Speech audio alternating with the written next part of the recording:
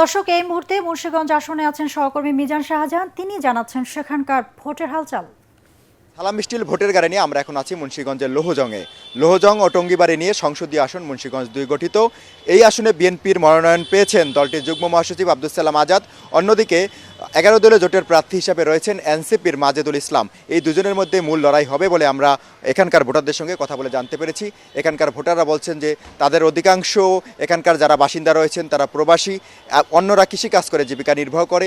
তীব্র নদী ভাঙন রয়েছে এখানে। ভূমিকম্প সহনীয় মোস্ট ডিউরেবল দেশের প্রথম থার্মেক্স রড সালাম স্টিল। সালাম স্টিল বোঝে ডিউরেবিলিটি। সালাম স্টিল মোস্ট ডিউরেবল স্টিল। তারা বলছেন আগামীতে যিনি সংসদ সদস্য নির্বাচিত হবেন তাকে চ্যালেঞ্জ নিতে হবে কিভাবে এখানে একটি ট্রেনিং ইনস্টিটিউট করা যায়, যেন দক্ষ জনশক্তি বিদেশে প্রেরণ করা যায়, যাতে উচ্চ মাত্রায় রেমিটেন্স আসে।